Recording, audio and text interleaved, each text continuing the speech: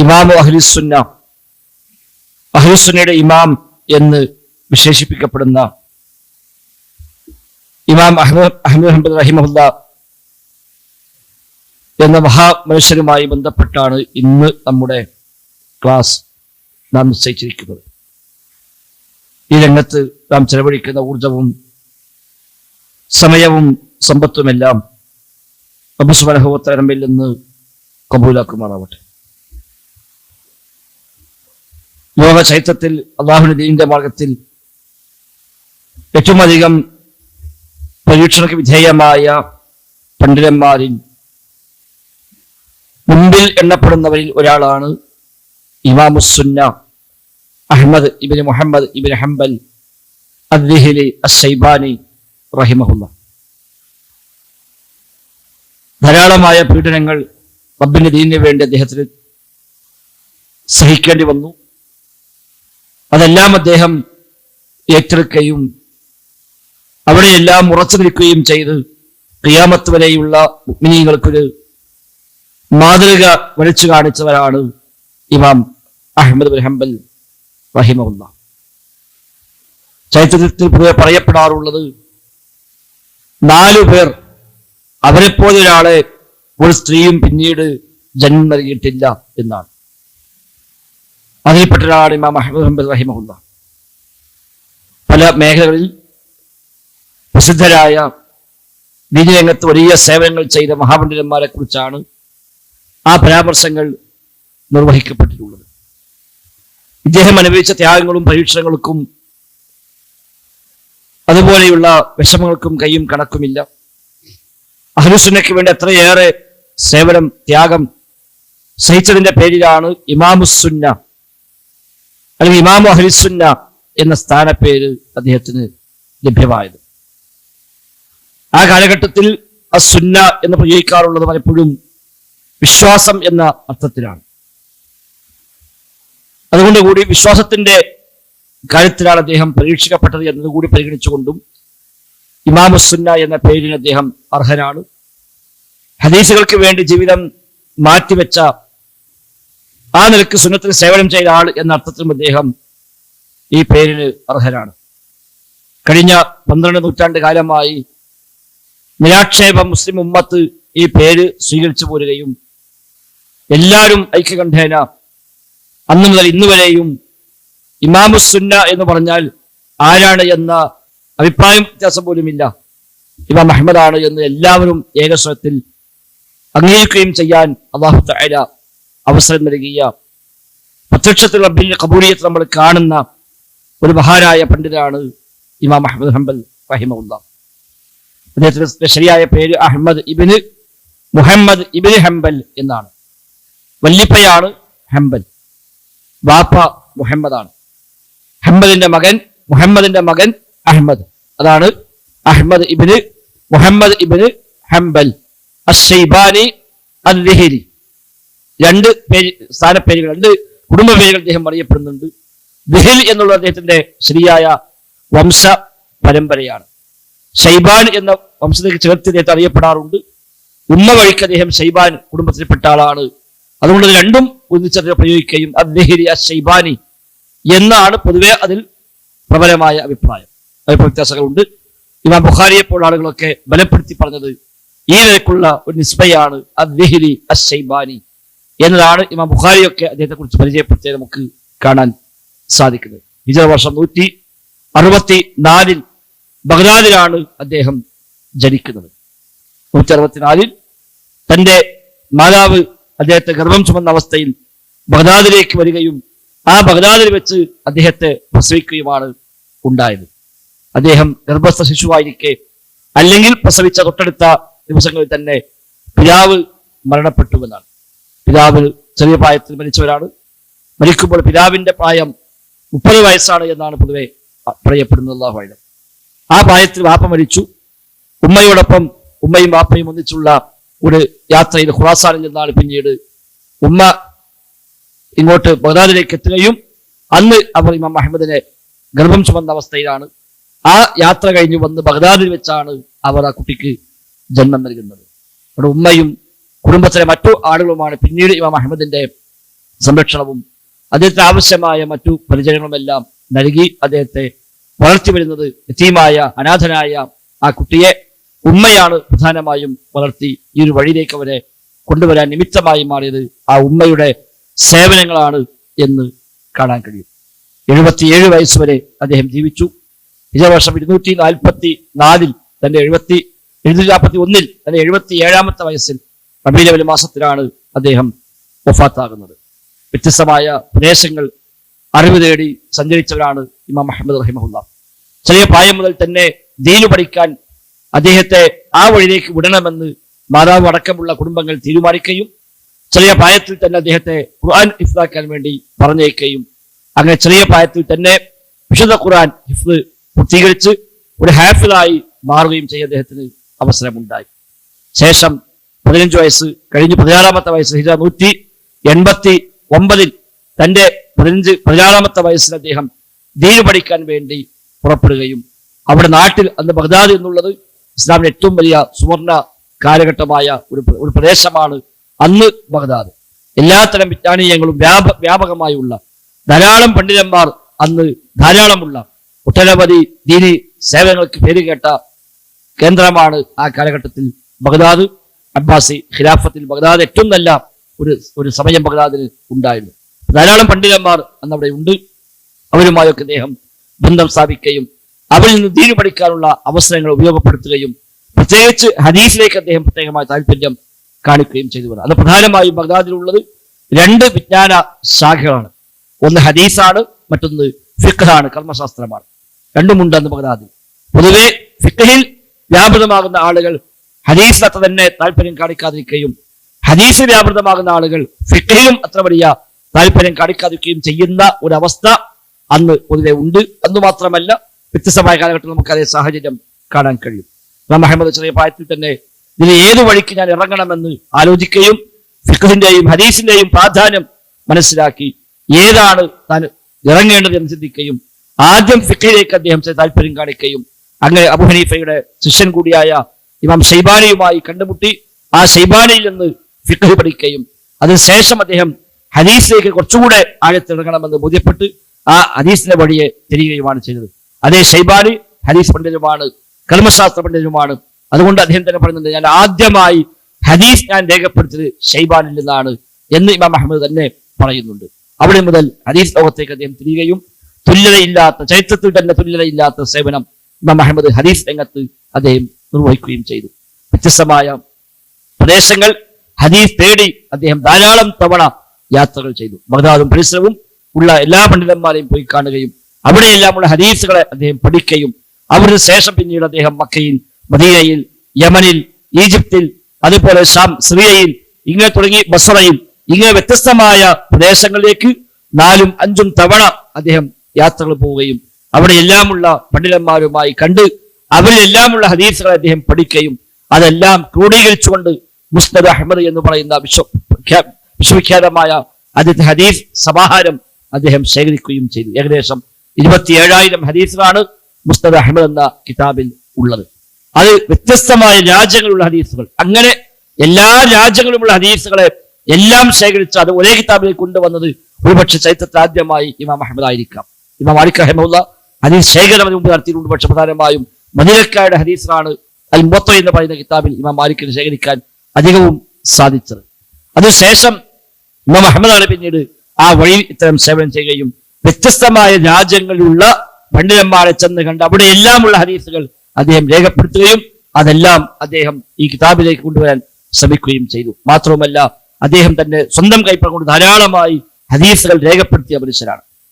രേഖയേക്കാൾ ഏറെ കേൾക്കുന്നതെല്ലാം ഹിഫ്ലാക്കാനുള്ള വല്ലാത്തൊരു കഴിവ് അല്ലാഹു അദ്ദേഹത്തിന് നൽകിയിരുന്നു. അതുകൊണ്ട് ഒരു ഹിഫ്ലിന്റെ മേഖലയിൽ മനഃപ്പാഠമാക്കാനുള്ള ഓർമ്മശക്തിയുടെ വിഷയത്തിൽ ഒരു അത്ഭുതമായി ലോകത്ത് നോക്കിക്കാണുന്ന ഏതാനും ആളുകളിൽ ഒന്നാമന്മാരായി ഇമാം അഹ്മദിനെ നമുക്ക് കാണാൻ കഴിയും.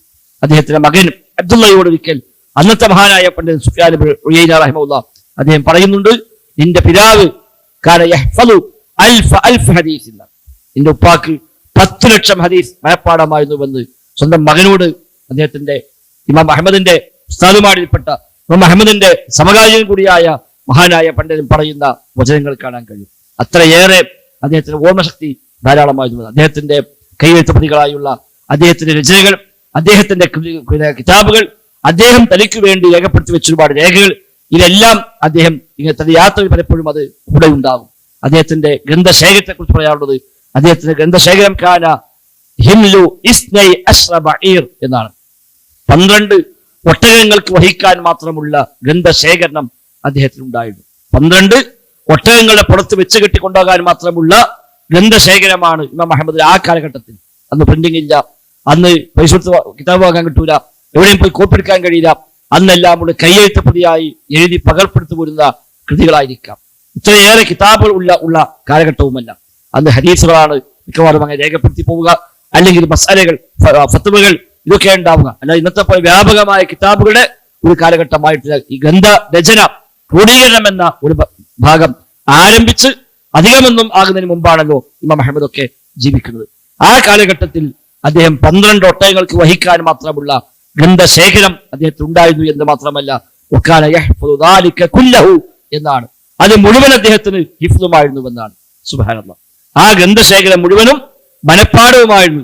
എവിടെ ചോദിച്ചാലും അതെല്ലാം അപ്പടി പറഞ്ഞു കൊടുക്കാൻ കഴിയുന്ന രൂപത്തിൽ അതെല്ലാം തന്റെ ഓർമ്മയിൽ സൂക്ഷിച്ച മഹാനായ പണ്ഡിതനായ ഇമാം അഹ്മദ് ഹംബൽ റഹിമഹുല്ലാഹ് എന്ന മഹാ മനുഷ്യൻ. അദ്ദേഹം ഹദീസ് രംഗത്തേക്ക് ഇറങ്ങുകയും വലിയ സേവനങ്ങൾ ആ രംഗത്ത് ചെയ്യുകയും ചെയ്തു. ഹദീസിലും ഹദീസിന്റെ നിദാനശാസ്ത്രത്തിലുമെല്ലാം അദ്ദേഹം വലിയ അഗ്രഗണ്യനായി മാറി. ഹദീസ് നിദാനശാസ്ത്രത്തിൽ വലിയ അഗ്രഗണ്യനായി. ഹദീസിന്റെ സ്വഹീഹ് ദഈഫ് പരിശോധിക്കുന്ന മേഖലയിൽ, റിപ്പോർട്ടർമാരുടെ ചരിത്രം, അവരുടെ വിശ്വാസത അത് പരിശോധിക്കുന്ന മേഖലയിൽ എല്ലാം വലിയ പ്രാവീണ്യം നേടുകയും ഏത് മറ്റു പണ്ഡിതന്മാരെക്കാളും ഏറെ ആ രംഗത്ത് എടുത്തു പറയാവുന്ന ഒരു വലിയ മഹത്വത്തിന്റെ ഉടമയായി മാറാൻ അദ്ദേഹത്തിന് സാധിക്കുകയും ചെയ്തു. ഇമാം ബുഖാരിയുടെ സ്വഹീഹ് ബുഖാരി അടക്കമുള്ളത് അവസാനമായി പരിശോധിക്കാൻ നൽകുന്നത് ഇമാം അഹമ്മദിനാണ്. ഇമാം ബുഖാരി എല്ലാ പണിയും പൂർത്തിയാക്കി അവസാനമായി അതിന്റെ ഒരു പരിശോധനയ്ക്ക് ഇമാം ബുഖാരി നൽകുന്നത് ഇമാം അഹമ്മദിനാണ് എന്ന് കാണാൻ കഴിയും. അങ്ങനെയൊക്കെയുള്ള ഒരു സ്ഥാനത്തേക്ക് അദ്ദേഹത്തെ എത്താൻ അവസരം നൽകി എന്നാണ്. അദ്ദേഹം തന്റെ ഇബാദത്തിൽ, തഖ്വയിൽ, അദ്ദേഹത്തിന്റെ ശാന്ത സ്വഭാവത്തിൽ എല്ലാം പ്രത്യേകം ശ്രദ്ധേയമായ ചരിത്രത്തിൽ രേഖപ്പെടുത്തപ്പെട്ട വ്യക്തിയാണ്. എത്രയേറെ പീഡനങ്ങൾക്കും പ്രയാസങ്ങൾക്കുമെല്ലാം വിധേയമായെങ്കിലും അദ്ദേഹം ഒരു ആക്ഷേപസ്വത്തിൽ ഒരു ഭരണാധികാരിയെ കുറിച്ച് പോലും ഒരു മോശമായ വാക്ക് അദ്ദേഹം പറഞ്ഞിട്ടില്ല. ഭരണാധികാരിക്ക് വേണ്ടി പ്രാർത്ഥിക്കുകയാണ് അദ്ദേഹം ചെയ്തത്. അദ്ദേഹം പറയുന്നത്, എനിക്ക് ഉത്തരം കിട്ടുമെന്ന് ഉറപ്പുള്ള ഒരു ദുആക്ക് അവസരമുണ്ടെങ്കിൽ ഞാൻ ഖലീഫയ്ക്ക് വേണ്ടി അത് ഉപയോഗിക്കുമെന്നാണ് ഇമാം അഹ്മദ് അന്നും പറയുന്നത്. തന്നെ ശക്തമായി പീഡിപ്പിച്ച, ചങ്ങല കൊണ്ട് ബന്ധിച്ച, ചാട്ടവാറ് കൊണ്ട് അടിച്ച, പലപ്പോഴായി ജയിലിൽ കിടക്കേണ്ടി വന്ന ഇമാം അഹ്മദായിട്ട് പോലും ഇതെല്ലാം ചെയ്ത ഭരണാധികാരിക്ക് വേണ്ടി, അദ്ദേഹത്തിന് നന്മയ്ക്ക് വേണ്ടി ദുആ ചെയ്യാനാണ് ഇമാം അഹ്മദ് അപ്പോഴും മനസ്സ് കാണിച്ചത്.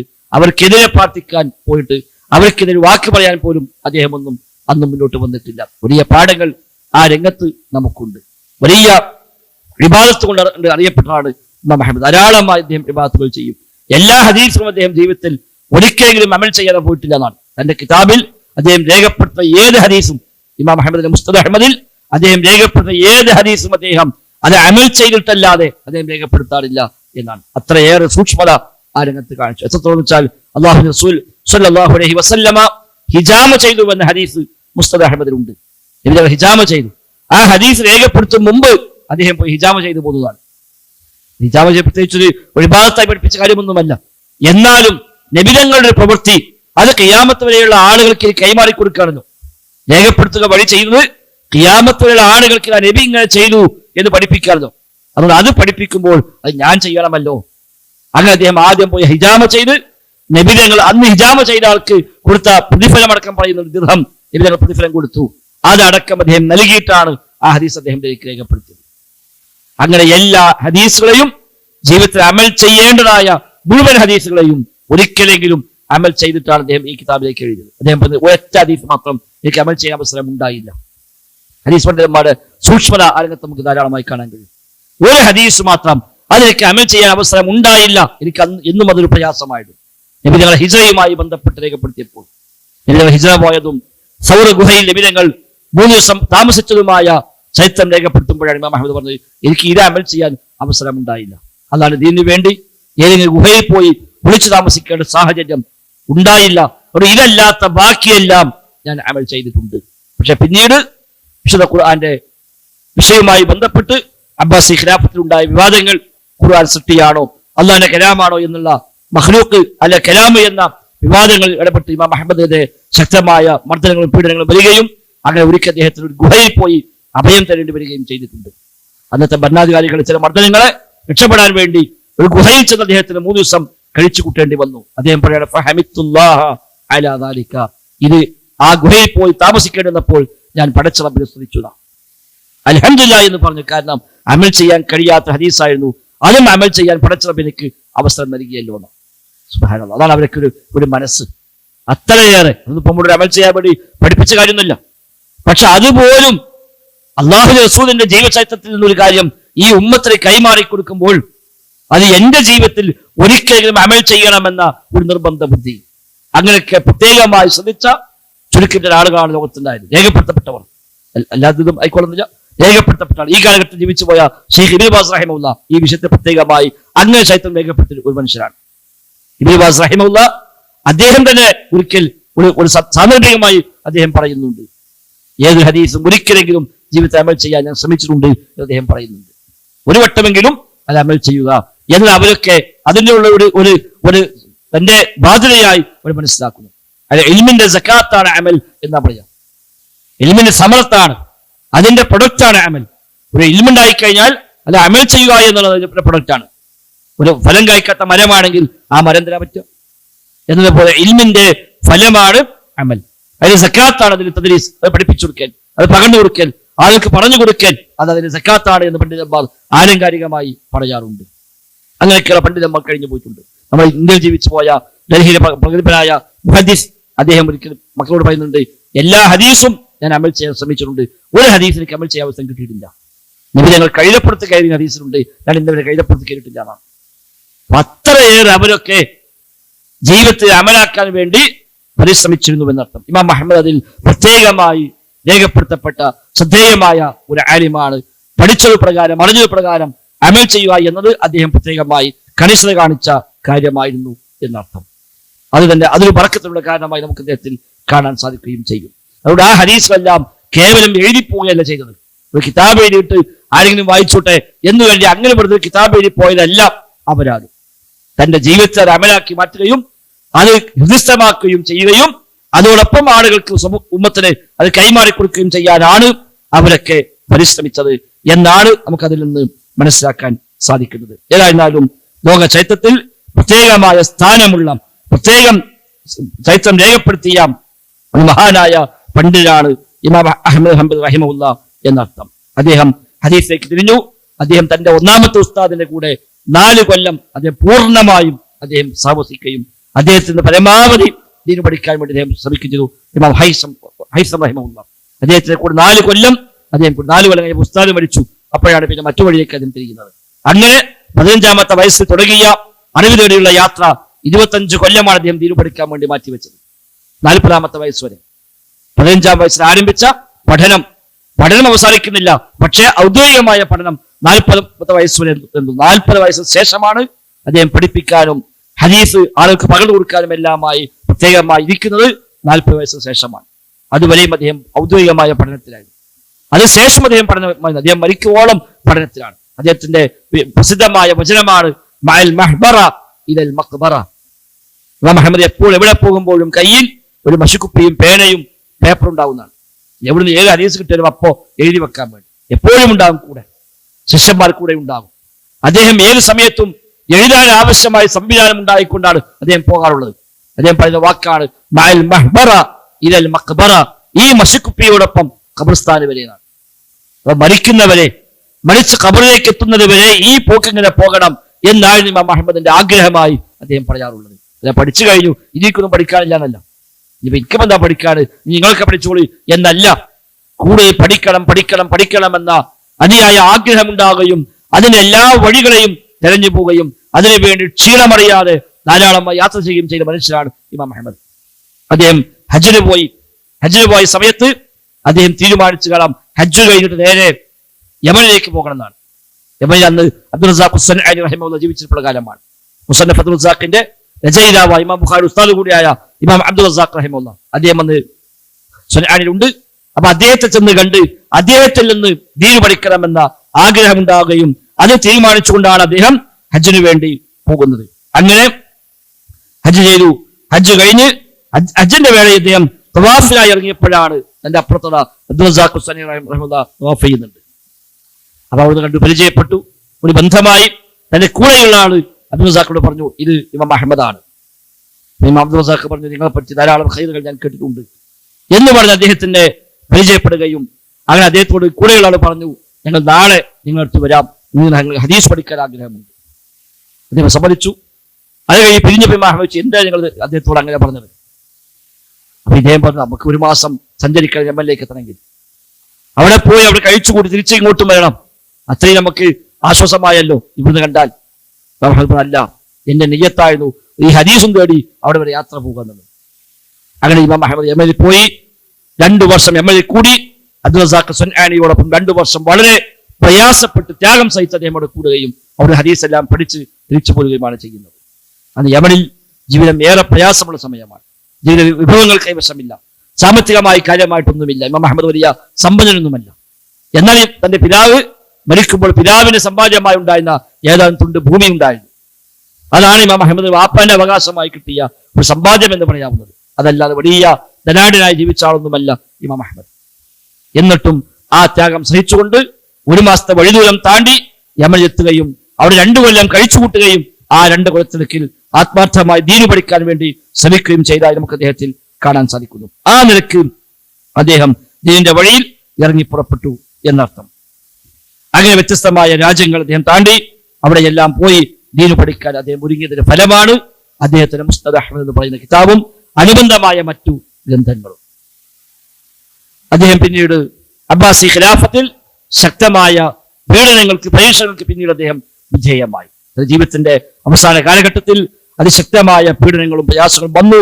അത് വിശുദ്ധ ഖുർആന്റെ വിഷയത്തിലുള്ള ഒരു വലിയ വിവാദം മുസ്ലിം ഉമ്മത്തിൽ അന്ന് ഉടലെടുത്തു. മുഅ്തസിലിയാക്കൾ എന്ന് പറയുന്ന ഒരു സംഘം മതത്തിലെ പ്രമാണങ്ങളെക്കാളേറെ യുക്തിക്ക് പ്രാമുഖ്യം നൽകുന്നവരാണ് മുഅ്തസിലിയാക്കൾ. ഒരു പ്രമാണത്തെ സ്വീകരിക്കണമെങ്കിൽ അത് യുക്തിയോട് യോജിക്കണം. യുക്തിയും പ്രമാണവും എതിരായാൽ പ്രമാണമല്ല സ്വീകരിക്കേണ്ടത്, യുക്തിയാണ് സ്വീകരിക്കേണ്ടത്. കാരണം ഇസ്ലാം യുക്തിയുടെ മതമാണ്. അതുകൊണ്ട് യുക്തിക്ക് യോജിക്കാത്ത കാര്യം ഇസ്ലാമിൽ ഉണ്ടാവുകയില്ല എന്ന അടിസ്ഥാനം വെച്ചുകൊണ്ട് ബുദ്ധിയോട് യുക്തിയോട് യോജിക്കാത്ത ഏത് ഹദീസും അത് ഒന്നുകിൽ വിശദീകരിച്ച് വ്യാഖ്യാനിച്ച് അത് ഒപ്പിച്ച് കൊണ്ടുവരിക, അല്ലെങ്കിൽ അതിനെ ഒഴിവാക്കുക, തള്ളിക്കളയുക എന്ന അടിസ്ഥാനം കൊണ്ടുവന്നവരാണ് മുഅ്തസിലിയാക്കൾ. വിശ്വാസ രംഗത്ത് ഒരുപാട് പാളിച്ചകൾ പിന്നീട് അവർക്ക് സംഭവിച്ചു. മുഅ്തസിലിയാക്കൾ അസ്ലു പ്രകാരം 5 കാര്യമാണ്. ആ 5ഉം അഹ്ലുസുന്ന പറയുന്ന അടിസ്ഥാനമല്ല. അതിൽ നിന്ന് തെറ്റിപ്പോയി വ്യത്യസ്തമായ ആദർശ വ്യതിയാനങ്ങൾ സംഭവിച്ച അവസാനം പ്രമാണങ്ങൾ തന്നെ നിഷേധിക്കുന്ന അവസ്ഥയിലേക്ക് എത്തിയവരാണ് മുഅ്തസിലിയാക്കൾ. അല്ലാഹുവിന്റെ സിഫാത്തുകളെ പൂർണ്ണമായും അവർ നിഷേധിച്ചു. പടച്ചറബിന് ഒറ്റ സിഫത്തുമില്ല എന്ന ഉലവാദം, ഒരു സിഫത്തുമില്ല. റഹ്മത്ത്, അതേപോലെ ഇൽമ്, സമഅ്, ബസർ തുടങ്ങി ഒരു സിഫത്തും ഒരു വിശേഷണവും അല്ലാഹു തആലാക്കില്ല എന്നാണ് മുഅ്തസിലിയാക്കളുടെ വാദം. റബ്ബിന്റെ പേരുകൾ ഒരു കേവലം പേരുകൾ മാത്രമാണ്. ആ പേരിന് പ്രത്യേകിച്ച് അർത്ഥമില്ല, ആ പേര് പ്രത്യേകിച്ച് ഒരു വിശേഷത്തെ അറിയിക്കുന്നുമില്ല എന്ന് വാദിച്ചവരാണ് മുഅ്തസിലിയാക്കൾ. കാരണം അവരുടെ അസ്ൽ പ്രകാരം ഒന്നും സ്വീകരിക്കാൻ കഴിയില്ല. അതേപോലെ ഹദീസുകൾ ധാരാളമായി തള്ളിയവരാണ്. അന്നത്തെ പണ്ഡിതന്മാർ പറഞ്ഞു, ഇമാം ഔസാഇപ്പോഴൊക്കെ പറഞ്ഞു, ഈ ആളുകൾക്ക് 2000 അല്ലെങ്കിൽ 2000-ലധികമോ ഹദീസുകൾ തള്ളാതെ അവർക്കൊരിക്കലും ഈ അസ്ൽ സ്വീകരിക്കാൻ കഴിയില്ല എന്ന് ആ കാലത്ത് പറഞ്ഞിട്ടുണ്ട്. 2000-ഓളം ഹദീസുകൾ തള്ളിക്കൊണ്ടല്ലാതെ അവർക്കൊരിക്കലും ഈ ആശയം പറയാൻ കഴിയില്ല എന്ന് അന്ന് ഇമാം ഔസാഇ റഹിമഹുല്ലാഹ് അവരെ കുറിച്ച് പഠിപ്പിച്ചിട്ടുണ്ട്. അതാണ് പിന്നീട് സംഭവിച്ചത്. തങ്ങളുടെ ബുദ്ധിക്കും യുക്തിക്കും യോജിക്കില്ല തോന്നിയതെല്ലാം അവര് തള്ളിക്കളയാൻ ധൈര്യം കാണിച്ചു. അതിന്റെ ഭാഗമായി ഉണ്ടായ വിവാദമായിരുന്നു വിശുദ്ധ ഖുർആൻ സൃഷ്ടിയാണ്, അല്ലാഹുവിന്റെ കലാമല്ല എന്ന വാദം. കാരണം അല്ലാഹു തആലക്ക് വേണ്ടി വിശേഷങ്ങളുമില്ല അവരുടെ വാദം അനുസരിച്ച്. അപ്പൊ കലാമ എന്നതുമില്ല, പടച്ചോനെ കലാമ എന്ന വിശേഷണമില്ല, അള്ളാഹിനെ പറ്റി കലാം എന്നൊരു വിശേഷണം പറയാൻ പാടില്ല എന്നാണ് അവർ മനസ്സിലാക്കിയത്. കലാം എന്ന് പറയുന്ന സംസാരം എന്നാണ്. അപ്പൊ സംസാരം ഉണ്ടാകണമെങ്കിൽ സ്വാഭാവികമായും നാവ് വേണം, പല്ല് വേണം, ചുണ്ട് വേണം, ആന്തരിക അവയവങ്ങൾ വേണം. ഇതൊക്കെ അല്ലേ കലാമ്. അതിന് ശബ്ദം വേണം, അതിന് അക്ഷരം വേണം. അപ്പൊ അല്ലാഹു തആല കലാമുണ്ട് എന്ന് പറഞ്ഞാൽ അല്ലാഹ്ക്ക് ഇതെല്ലാം ഉണ്ടെന്ന് പറയേണ്ടി വരും. അത് പറഞ്ഞാൽ പടച്ച റബ്ബിനെ പടപ്പുകളെ പോലാക്കലായി മാറി.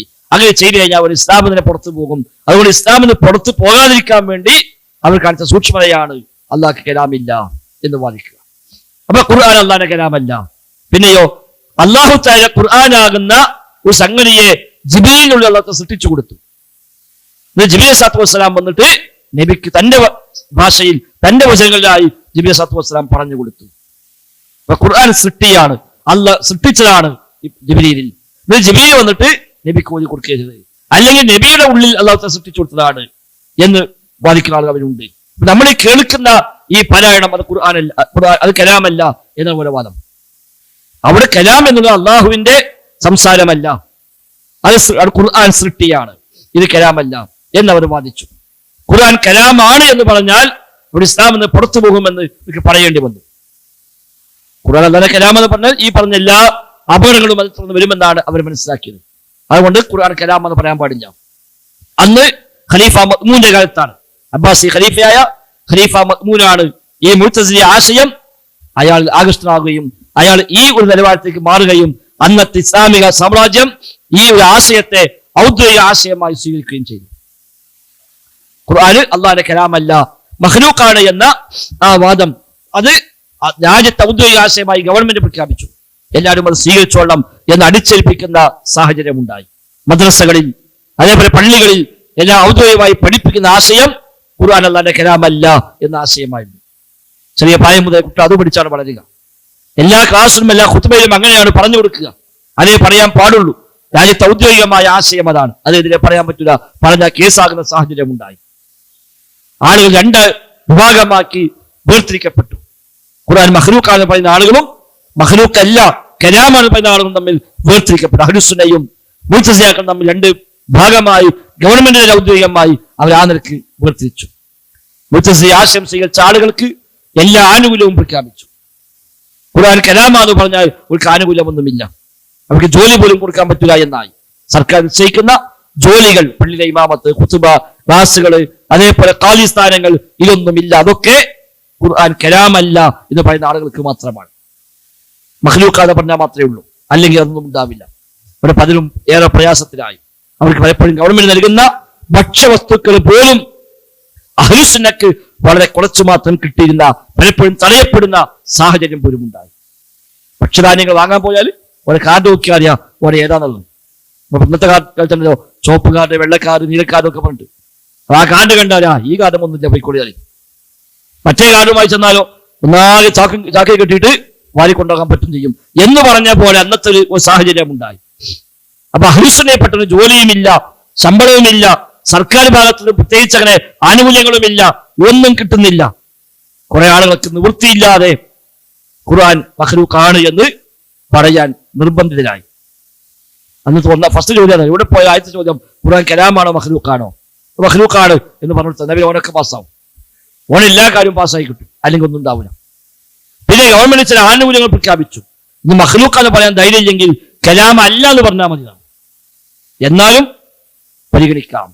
ചിലർക്ക് അങ്ങനെ പറഞ്ഞ കലാമല്ല മഖ്ലൂഖാന്ന് പറയണ്ട. ഇനി ചിലരവിടെ എന്താ എനിക്ക് അറിയില്ല എന്ന് പറഞ്ഞാലും മതി എന്ന ചില ഇളവുകളും ചിലർക്ക് സ്വീകരിച്ചു. ചില ഉപായങ്ങളും സ്വീകരിച്ചു.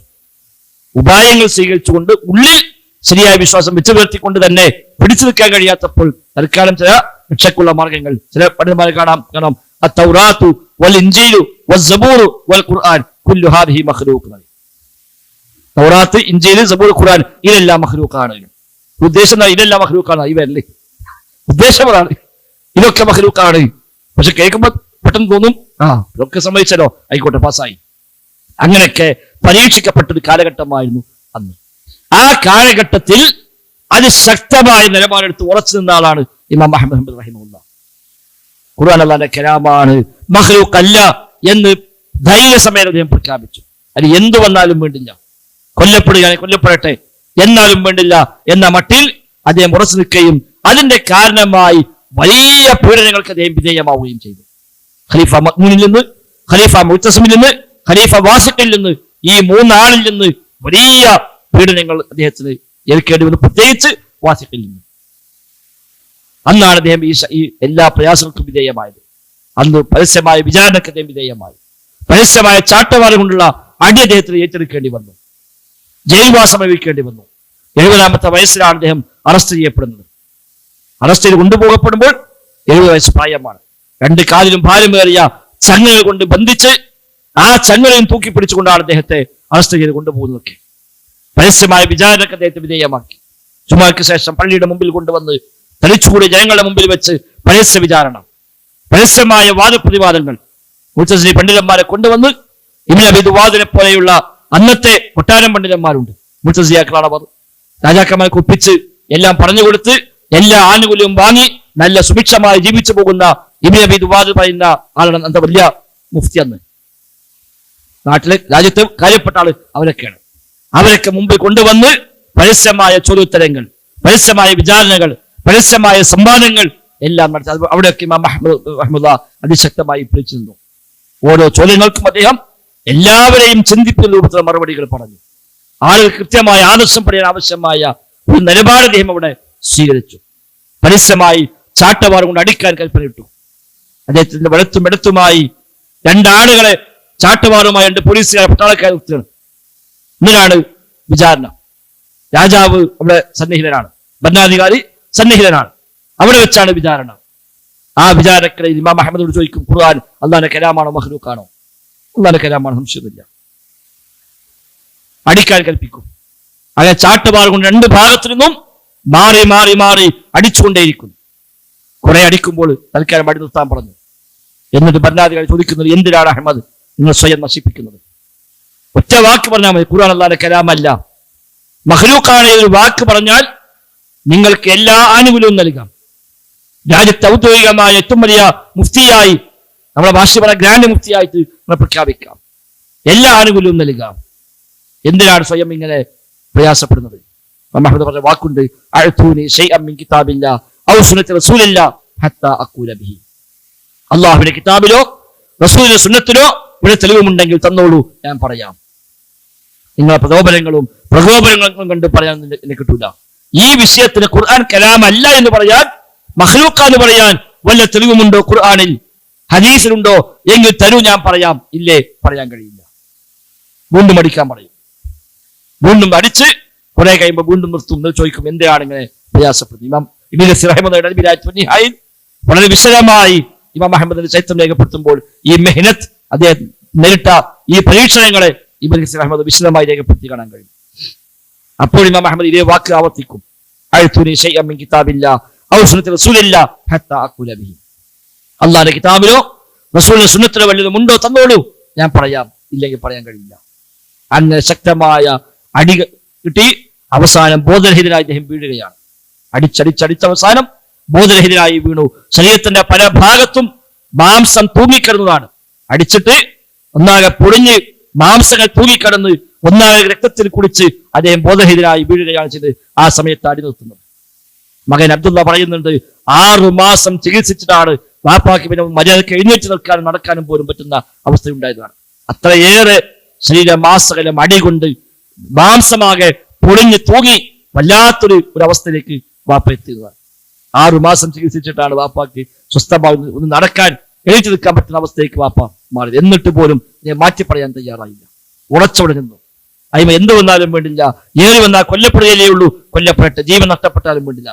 അദ്ദേഹത്തിന്റെ കൂടെ സഹതടവുകാരനായി അറസ്റ്റ് ചെയ്യപ്പെട്ട ആളായിരുന്നു അന്ന് മുഹമ്മദ് ബിൻ നൂഹ് റഹിമഹുല്ലാഹ്. അദ്ദേഹം നൽകിയ ചില ഉപദേശങ്ങൾ കാണാൻ കഴിയും ചരിത്രത്തിൽ. വിചാരണയ്ക്ക് വേണ്ടി കൊണ്ടുപോകാൻ വേണ്ടിയുള്ള ഓർഡർ വന്നപ്പോൾ മുഹമ്മദ് നൂഹ് പറയുന്നുണ്ട്, നമ്മളെ കൊണ്ടുപോയാൽ എന്താ സംഭവിക്കുക എന്ന് പറയാൻ കഴിയില്ല. ഒരുപക്ഷെ നമ്മൾ കൊല്ലപ്പെട്ടേക്കാം, അതല്ലെങ്കിൽ ശക്തമായ പീഡനങ്ങൾക്ക് വിധേയമാകേണ്ടി വന്നേക്കാം. അവിടെ എന്ത് സംഭവിച്ചാലും നിങ്ങൾ ഉറച്ചു നിൽക്കണം. എന്നെ നിങ്ങൾ നോക്കേണ്ടതില്ല, എനിക്കെന്താ സംഭവിക്കുന്നത് പറയാൻ കഴിയില്ല. ഒരുപക്ഷെ നിങ്ങൾ ഈമാനൊന്നും എനിക്കുണ്ടാകണമെന്നില്ല. നിങ്ങൾ ഉറച്ചു നിൽക്കണം. കാരണം നിങ്ങളെങ്ങാനും മാറ്റിപ്പറഞ്ഞാൽ ഖിയാമത്ത് വരെയുള്ള ധാരാളം വിശ്വാസികളുടെ ഈമാൻ തെറ്റിപ്പോകാൻ ഒരുപക്ഷെ അത് കാരണമായി മാറും. നിങ്ങൾ എല്ലാവരും മാതൃകയാക്കുന്ന ഇമാമാണ്. എല്ലാവരും നോക്കുക ഇമാം അഹ്മദ് എന്ത് പറഞ്ഞതാണ്. അപ്പൊ നിങ്ങളെങ്ങാനും ഖുർആൻ മഖ്ലൂഖാണ് എന്ന് സമ്മതിച്ചു കഴിഞ്ഞാൽ ലോകാവസാനം വരെ ഖുർആൻ മഖ്ലൂഖാണ് വിശ്വസിക്കുന്ന മനുഷ്യന്മാരുണ്ടായി വരും. അതിലേക്ക് പാപഭാരം നിങ്ങൾക്കും ഉണ്ടാകും. നിങ്ങളെങ്ങാനും കലാമാണെന്ന് ഉറപ്പിച്ചു പറഞ്ഞാൽ ഒരുപക്ഷെ നിങ്ങൾ കൊല്ലപ്പെട്ടേക്കാം. അങ്ങനെ കൊല്ലപ്പെട്ടാൽ ഷഹീദായി മരിക്കാം. അവിടെ നിങ്ങൾ ഉറച്ചു നിൽക്കണമെന്ന് മുഹമ്മദ് നൂഹ് റഹിമഹുല്ലാഹ് ഇമാം അഹ്മദിന് അന്ന് നൽകുന്ന ഉപദേശമുണ്ട്. അങ്ങനെ രണ്ടുപേരും ഒന്നിച്ചാണ് കൊണ്ടുപോകുന്നത്. പോകുന്ന വഴിയിൽ മുഹമ്മദ് നൂഹ് മരണപ്പെടുകയാണ്. ഓരോ വഴിക്ക് അദ്ദേഹം മരിച്ചു. മുഹമ്മദ് പറയാണ്, അദ്ദേഹത്തിന് നല്ല മരണം കിട്ടിയെന്ന് ഞാൻ പ്രതീക്ഷിക്കുന്നു. എന്നോട് അവസാനമായി നൽകിയ ഉപദേശം വസിയത്തിലാണല്ലോ. ആ ഒരു ഉറച്ചു നിൽക്കുന്ന ഇമാം അഹമ്മദ് ഏറ്റെടുത്തു. എന്തെല്ലാം വന്നാലും ശരി ശക്തമായി അദ്ദേഹം ഉറച്ചു നിന്നു. അദ്ദേഹം പ്രഖ്യാപിച്ചു. അതോടുകൂടി ഖുർആൻ കലാമാണ് എന്നുള്ളത് ആളുകളുടെ മനസ്സിൽ, സാധാരണക്കാരുടെ മനസ്സിൽ അതാണ് പതിഞ്ഞു. ഇമാം അഹമ്മദ് എന്ത് പറയുന്നതാണ് അത് ആൾക്കാർ നോക്കുന്നത്, മറ്റാരുമല്ല. അവരെക്കാളൊക്കെ അപ്പുറത്തെ ആളുകളുടെ നോട്ടം ഇമാം അഹമ്മദ് എന്താ പറയുന്നത്, അദ്ദേഹം ഉറച്ചുറപ്പ്. അതുകൊണ്ടാണ് ഇമാം അഹമ്മദിന്റെ കാലശേഷം പിന്നീട് വ്യത്യസ്തമായ ഘട്ടങ്ങളിൽ തൗബ ചെയ്ത് അഹ്ലുസുന്നയുടെ ശരിയായ വഴിയിലേക്ക് മടങ്ങി വന്ന പണ്ഡിതന്മാർ പോലും അവര് മടങ്ങുമ്പോൾ പറയാറുള്ളത് ഇമാം അഹമ്മദിന്റെ റൂട്ടിലാണ് ഇനി ഞാനുള്ളത് എന്നാണ്. അതൊരു ഐഡന്റിറ്റിയായി മാറി. പലരും തൗബ ചെയ്ത് പോന്നിട്ടുണ്ട്. ഇമാം അശ്അരി തൗബ ചെയ്ത് മടങ്ങിയതാണ്. അബൂൽ ഹസൻ അശ്അരി റഹിമഹുല്ലാഹ് അദ്ദേഹം 40 വയസ്സ് വരെ മുഅ്തസിലിയായിരുന്നു. ഈ പറയപ്പെട്ട വിശ്വാസമുള്ള ആളായിരുന്നു. അത് കഴിഞ്ഞ് മുഅ്തസിലത്ത് വിട്ട് അദ്ദേഹം കുല്ലാബിയത്തിലേക്ക് മാറി. അത് കഴിഞ്ഞ് പിന്നീട് അദ്ദേഹം അവസാനം അഹ്ലുസുന്നയുടെ ശരിയായ നയനിലപാട് സ്വീകരിച്ചതിലേക്ക് മടങ്ങി. ആ മടങ്ങിയിട്ട് അദ്ദേഹം എഴുതിയ കിതാബാണ് അൽ ഇബാന ഫി ഉസൂലുദ്ദിയാന. അൽ ഇബാന ഫി ഉസൂലുദ്ദിയാന എന്ന പേരിൽ അദ്ദേഹം കിതാബ് എഴുതി. ഇതുവരെയുള്ള എന്റെ വിശ്വാസം ഇതാ ഞാൻ ഒഴിവാക്കിയിരിക്കുന്നു, ഇനി എന്റെ വിശ്വാസം ഈ കിതാബിൽ പറയുന്നതാണ് എന്ന് പറഞ്ഞുകൊണ്ട് അദ്ദേഹം എഴുതിയ കിതാബാണ് അൽ ഇബാന ഫി ഉസൂലുദ്ദിയാന. അതിൽ തുടക്കത്തിൽ ആമുഖത്തിൽ അദ്ദേഹം പറയുന്നുണ്ട്, ഇതുവരെയുള്ള എല്ലാ വിശ്വാസങ്ങളും ഞാൻ കൈയൊഴിഞ്ഞു എന്ന് പറഞ്ഞാൽ നിങ്ങൾ ചോദിക്കും ഇനി എന്താ നിങ്ങളുടെ വിശ്വാസം? എനിക്ക് പറയാനുള്ളത് ഇനി മുതൽ എന്റെ വിശ്വാസം വബിമാ ഖാല ബിഹി അൽ ഇമാം അബൂ അബ്ദുല്ലാ അഹ്മദ് ബിൻ ഹംബൽ റഹിമഹുല്ലാഹ് ഖായിദൂൻ. ഇമാം അഹ്മദ് ബിൻ ഹംബൽ റഹിമഹുല്ലാഹ് എന്താണോ അഖീദയായി സ്വീകരിച്ചതും പഠിപ്പിച്ചതും അതാണ് ഇനി മുതൽ ഇനി എന്റെയും അഖീദ. അന്നൊരു ഐഡന്റിറ്റി അതാണ്. ഒരാൾ മടങ്ങി വന്നാലും സ്വാഭാവിക സംശയമാക്കിണ്ടാവുമല്ലോ, ഞങ്ങൾക്ക് ഈ വിഷയം ക്ലിയറായിക്കണോ, ആ വിഷയം പഠിഞ്ഞേക്കണോ, ഈ വിഷയത്തിൽ നിലപാടെന്താ? ആളുകൾക്ക് ഒരു ആശങ്ക ഉണ്ടാവും. ഒരാൾ മടങ്ങി വരുമ്പോ ഒരു വഴിയിലേക്ക്, ഒരു വിശ്വാസത്തിലേക്ക്, ഒരു പാർട്ടിയിലേക്ക് ഒരാൾ വന്നവനെ പറ്റി കുറച്ചുകൂടെ സംശയം ഉണ്ടാവുമല്ലോ. അവനിപ്പോ എല്ലാ വിഷയം പഠിച്ചിട്ട് വന്നതാണോ മറ്റു വല്ലതുമാണോ? അപ്പൊ ഓരോന്നും ചോദിക്കാൻ പറ്റില്ലല്ലോ. ഇത് എന്റെ നിലപാടെന്താ, ഇത് നിലപാടെന്താ, മറ്റു നിലപാടെന്താ, ഇത് ചോദിക്കാൻ കഴിയില്ല. അപ്പൊ അതിനുള്ള ഐഡന്റിറ്റിയാണ് ഇമാം അഹമ്മദ് പകർത്താൻ ഞാനുള്ളതാണ്. ഓക്കെ, പിന്നെ സംശയമില്ല, ക്ലിയറായി. അല്ല, ഇമാം അഹമ്മദ് അന്ധമായി അനുകരിച്ചതല്ല, തഖ്ലീദ് ചെയ്തതല്ല. അതൊരു ഐഡന്റിറ്റിയാണ് ആ കാലഘട്ടത്തിൽ. അന്ന് അഹ്ലുസുന്നയുടെ ഇമാം എന്നുള്ളത് ഇമാം അഹമ്മദാണ്. ഇമാം അഹമ്മദിന്റെ നിലപാടാണ് എന്റെ നിലപാട് എന്ന് പറഞ്ഞാൽ പിന്നെ എളുപ്പത്തിൽ സംശയമില്ല.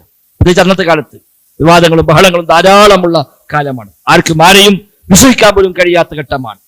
സ്വാർത്ഥ താല്പര്യങ്ങൾക്ക് വേണ്ടി ദീനിനെ മാറ്റിമറിക്കുന്ന ഘട്ടമാണ്. പലരും അങ്ങോട്ടും ഇങ്ങോട്ടും ഇങ്ങനെ പലപ്പോഴും ചാടി കളിക്കുന്ന കാലഘട്ടമാണ്. അങ്ങോട്ട് മാറും, അവിടെ ഇങ്ങോട്ട് മാറും, അപ്പുറത്തേക്ക് മാറും. അവിടെ ആരെയും വിശ്വസിക്കാൻ കഴിയാത്ത അവസ്ഥ.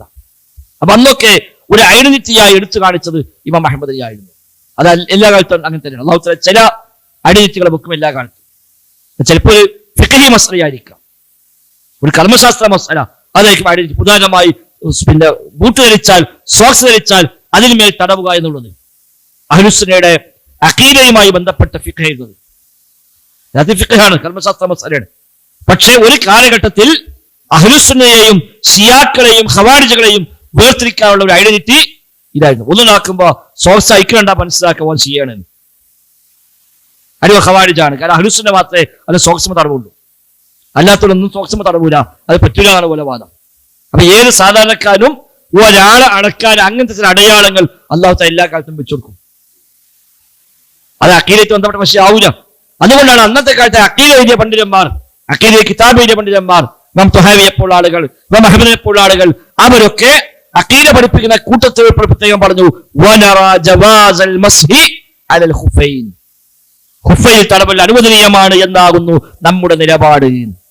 എന്താ ആ നിലപാട് കണ്ടാ മനസ്സിലായി, ക്ലിയറാണ്. നമ്മുടെ നാട്ടിൽ ഉദാഹരണം പറഞ്ഞാല് നമ്മൾ ഏതെങ്കിലും ഒരു മഹല്ല് പള്ളി നിസ്കരിക്കാൻ കയറി വിചാരിക്കാം, ഒരു സമസ്ത പള്ളി കയറി അവിടെ ഒതുക്കാൻ നിൽക്കുമ്പോൾ ഒരു ചങ്ങായുണ്ട് ഇങ്ങനെ ഒതുനാക്കും, തലങ്ങനെ തടവിട്. നമ്മൾ എന്താ മനസ്സിലാക്കുക? ഇയാൾ സലഫിയാണല്ലോ, അയാൾ അഖീദ വെക്കാറില്ല, അയാൾ മനഹജ വെക്കാറില്ല. ഇത് മാത്രമേ കണ്ടുള്ളൂ. ഇത് കണ്ടാൽ നമ്മൾ മനസ്സിലാക്കും, മനസ്സിലാക്കി ഒന്ന് പോയി പരിചയപ്പെടും. നോക്കുമ്പോൾ നമ്മുടെ സ്വന്തം ആളാണ്, നമ്മൾ വിശ്വത്തിന്റെ ഭാരവാഹിയാണ്, മനസ്സിലായി. ഇതൊരു ഐഡന്റിറ്റിയാണ്. എന്താ തല അല്ലാതെ അറിയുക ശരിയാവും. പക്ഷെ അതൊരു ഐഡന്റിറ്റി, അത് കണ്ടാൽ മനസ്സിലാക്കാം അയാളുടെ ബാക്കി നിലപാടുകൾ. ചില വ്യക്തികൾ ചിലപ്പോൾ അല്ലാഹു തആല അതിന് വേണ്ടി അങ്ങനെ ഒരു ക്ലിയറാക്കി നോക്കും. വലപ്പെട്ട ഇമാം അഹ്മദ് എന്ന് പറഞ്ഞത് അന്ന് ഞാൻ ഇമാം അഹ്മദിന്റെ വഴിയിലാണ് എന്ന് പറഞ്ഞാൽ ഖലാസ്, പിന്നെ സംശയമില്ല, ക്ലിയറാണ്. ചില കാര്യത്തിൽ തിരിച്ചാണ്. ഇപ്പോ സ്വഹാബികളെ ചീത്ത പറയുക, അത് ഷിയാക്കളുടെയും ഖവാരിജുകളുടെയും ഖദരിയാക്കളുടെയും എല്ലാം ശീലമായി. അപ്പൊ ചിലപ്പോൾ അഹ്ലുസുന്നയുടെ ഐഡന്റിറ്റി പറയുമ്പോൾ ഞാൻ സ്വഹാബികളെ ചീത്ത പറയാത്ത ആളാണ് എന്ന് പറഞ്ഞാൽ മതി, ബാക്കി ആവശ്യമില്ല.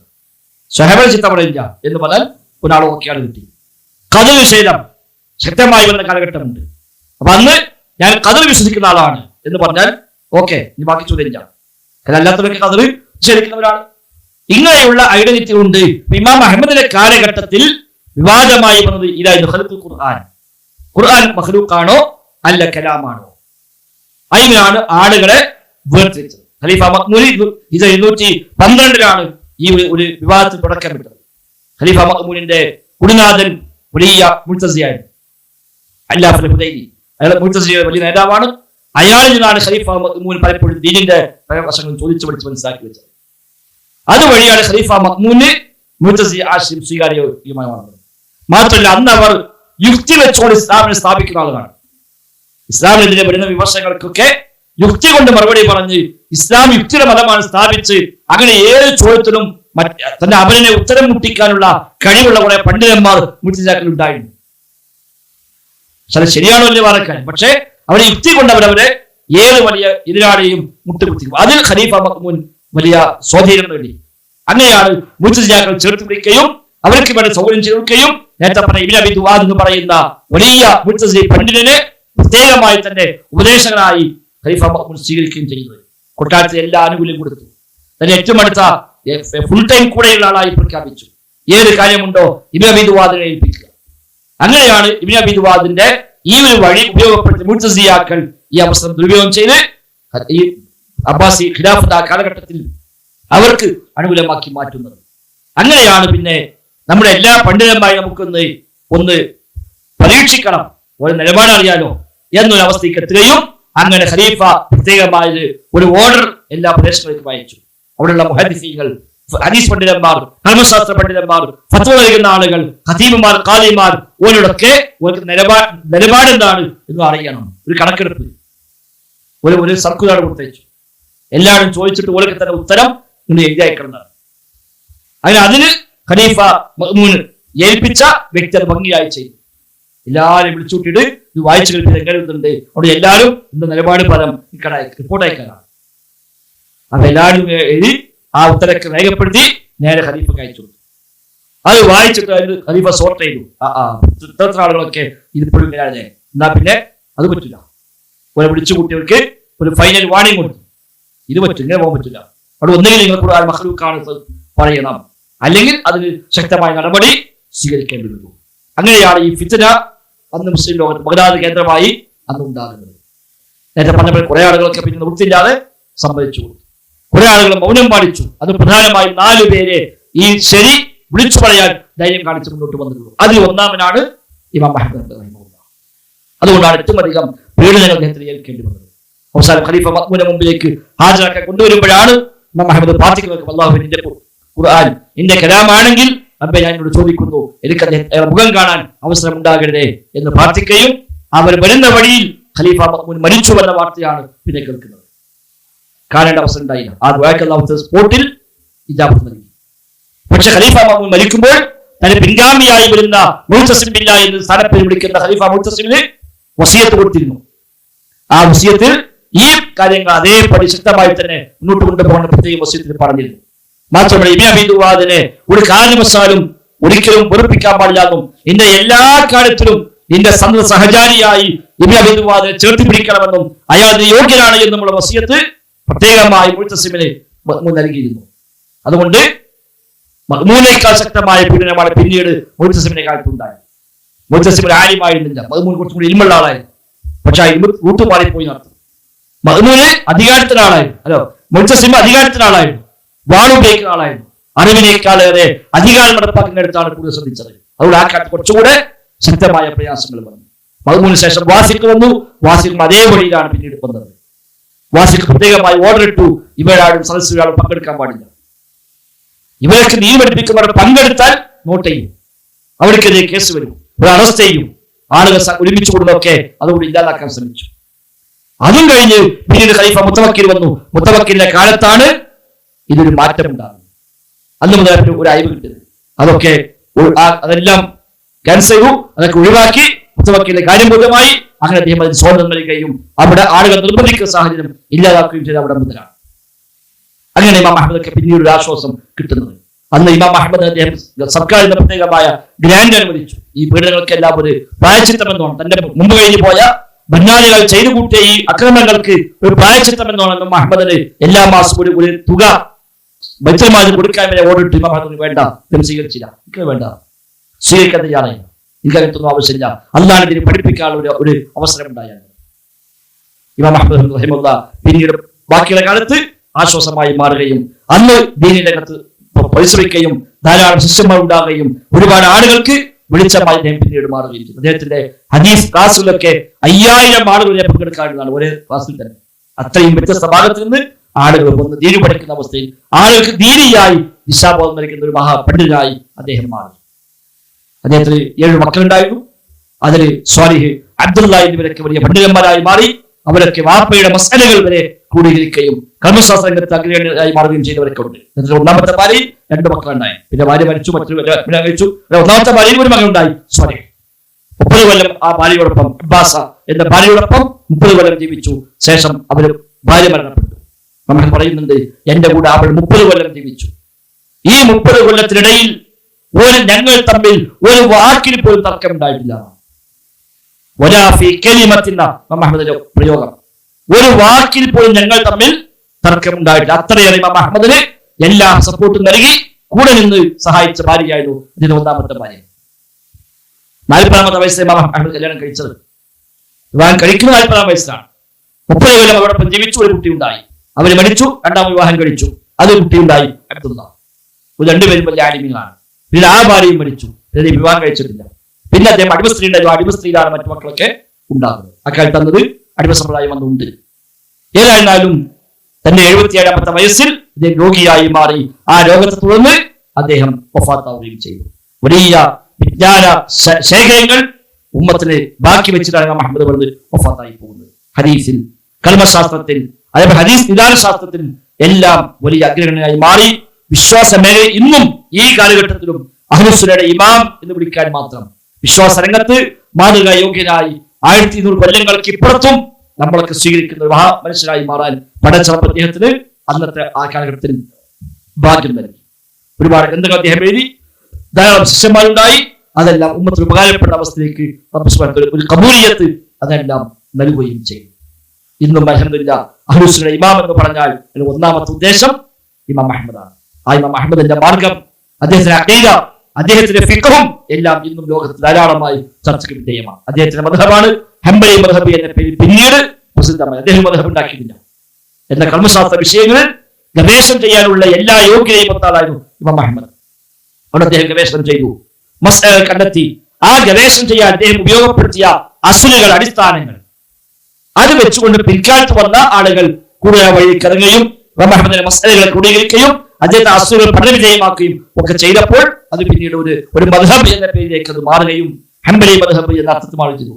സുന്നത്തോട് കൂടുതൽ യോജിക്കുന്നത് 4 മദ്ഹബുകളിൽ ഇമാം അഹ്മദിന്റെ മദ്ഹബാണ്. കാരണം കുറച്ചുകൂടെ വ്യാപകമായ ഹദീസ് പഠിക്കാൻ അവസരം ഉണ്ടായി. വ്യത്യസ്ത പ്രദേശങ്ങൾ സഞ്ചരിക്കാൻ സാഹചര്യം ഉണ്ടായി. ധാരാളം പണ്ഡിതന്മാരുമായി കണ്ടുമുട്ടാൻ സാഹചര്യം ഉണ്ടായി. അതുകൊണ്ട് തന്നെ ആ ഒരു സ്വാധീനം അദ്ദേഹത്തിന്റെ അഭിപ്രായങ്ങൾ സ്വാഭാവികമായും പ്രകടമാവുകയും ചെയ്തു. അതുകൊണ്ട് 4 മദ്ഹബുകളിൽ ഹദീസിനോട് സുന്നത്തിനോട് കൂടുതൽ യോജിക്കുന്ന മദ്ഹബ് മറ്റുള്ളവരെക്കാൾ ഏറെ ആപേക്ഷികമായി ഇമാം അഹ്മദിന്റെ മദ്ഹബാണ്. ഇന്ന് സൗദി അറേബ്യ പ്രദേശങ്ങളിലൊക്കെ ഹംബലി മദ്ഹബാണ്. ഔദ്യോഗികമായി കർമ്മശാസ്ത്ര മേഖലകളിൽ അവർ സ്വീകരിച്ചു പോകുന്ന റൂട്ട് ആ റൂട്ടാണ്. മുഅാമലാത്തുകളിൽ അതേപോലെ മറ്റു മേഖലകളൊക്കെ അവിടെ കോടതികൾ ഒക്കെ തീരുമാനപ്പെടുന്ന ഫത്വകളിലൊക്കെ അടിസ്ഥാനമായി സ്വീകരിക്കുന്ന ഹംബലി മദ്ഹബാണ്. എന്ന ഹംബലി മദ്ഹബ് അന്ധമായി അനുകരിക്കുന്ന തഖ്ലീദ് ചെയ്യുന്ന ഒരു രീതി അവിടെയൊന്നും ഇല്ലതാണ്. ഏതായിരുന്നാലും ആ മഹാമനുഷ്യന്റെ വിജ്ഞാന ശേഖരം നമുക്ക് ഇത്രയും കാലത്ത് കഴിഞ്ഞിട്ടും അമ്പത് സംരക്ഷിച്ചു. നമുക്കതിനൊക്കെ പഠിക്കാനും ഉൾക്കൊള്ളാനുള്ള അവസരം ഉണ്ടായി. നമ്മൾക്ക് അവരെ പോലെ എത്താൻ കഴിഞ്ഞിട്ടില്ലെങ്കിലും അവരെ സ്നേഹിക്കുകയും അവരുടെ ജീവിത പാഠങ്ങളെ പഠിക്കുകയും അവരോടൊപ്പമുള്ള ബന്ധമെങ്കിലും ഹൈറായി മാറുകയും ചെയ്യുക. നല്ല മനുഷ്യന്മാരുടെ സ്നേഹബന്ധങ്ങൾ രക്ഷക്കുള്ള വഴിയായി മാറും. ഇതിനെ പറഞ്ഞു ഒരാരെയാണോ സ്നേഹിക്കുന്നത് അയാളെ കൂടെ ആയിരിക്കും. അപ്പൊ ഇവരുടെ സ്നേഹം നമുക്ക് പക്ഷേ രക്ഷക്കുള്ള മാർഗമായി മാറി. നമുക്കാർക്കും ഇമാം അഹ്മദ് ആകാൻ കഴിഞ്ഞില്ല. ഇമാം അഹ്മദിന്റെ 7 അയത്തേക്ക് വരുത്താനുള്ള സാഹചര്യം ഉണ്ടായില്ല. അവർക്ക് സഹിച്ച ത്യാഗങ്ങളെ പോലെ അതിനൊരു ചെറിയ അംശമെങ്കിലും ത്യാഗം സഹിക്കേണ്ട ഒരു സാഹചര്യം ഉണ്ടായില്ല. പക്ഷെ അവർക്ക് വേണ്ടിയൊക്കെ പ്രാർത്ഥിക്കുകയും അവർക്ക് ആത്മാർത്ഥമായി സ്നേഹിക്കുകയും അവരുടെ ജീവിത ചരിത്രങ്ങളെ പഠിക്കുകയും അതിൽ നിന്ന് പാഠം ഉൾക്കൊണ്ടുകൊണ്ട് അവരൊക്കെ ജീവിച്ചു കാണിച്ചു തന്ന ഒരു അഹ്ലുസുന്നയുടെ ആ വഴി അഖീദ രംഗത്തുള്ള, വിശ്വാസ രംഗത്തുള്ള, അഹ്ലുസുന്നയുടെ നിലപാടിലുള്ള ആ മാർഗത്തെ പിൻപറ്റി ആ വഴിയിൽ തന്നെ ജീവിക്കാൻ പരിശ്രമിക്കുകയും ചെയ്താൽ ആ ഇഷ്ടം ഒരു പക്ഷേ നമുക്കൊരു മുതൽക്കൂട്ടായി പരലോകത്ത് അല്ലാഹു തആല സ്വീകരിച്ചേക്കാം. റബ്ബ് സുബ്ഹാനഹു വ തആല എല്ലാ അർത്ഥത്തിലുമുള്ള ഖൈറും ബറക്കത്തും നൽകി നമ്മെ എല്ലാം അനുഗ്രഹിക്കുമാറാവട്ടെ.